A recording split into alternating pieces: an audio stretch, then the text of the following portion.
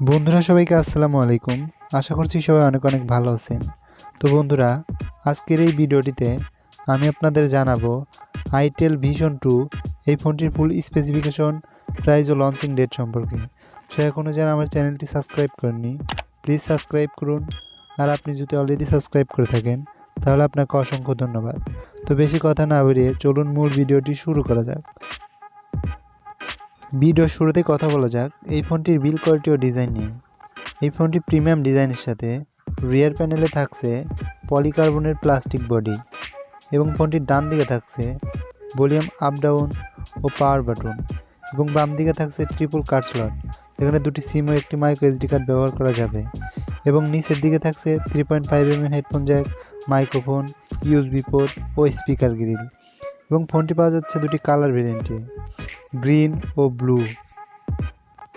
যাই হোক, এবার কথা বলা যাক ফোনটির ডিসপ্লে সেকশন নিয়ে।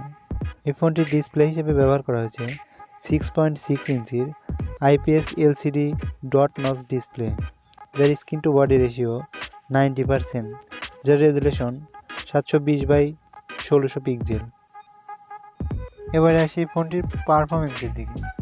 এই ফোনটির চিপসেট হিসেবে ব্যবহার করা হয়েছে Unisoc SC 1.6 GHz octacore processor, ও ফোনটি পাওয়া যাবে একটি র্যাম ভেরিয়েন্টে 2GB প্লাস 32GB। সেই সাথে ফোনটির অপারেটিং সিস্টেম হিসেবে থাকছে out of the box Android 10। যাই হোক, এবার কথা বলা যাক ফোনটির ক্যামেরা ডেভেলপমেন্ট নিয়ে।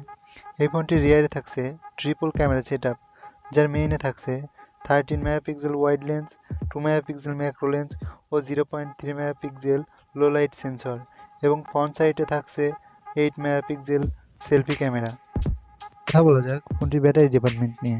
এই ফোনটির ব্যাটারি হিসেবে ব্যবহার করা হয়েছে 4000 mAh lithium polymer big battery, যার সাথে চার্জার হিসেবে রয়েছে 5 ওয়াটের নর্মাল চার্জার।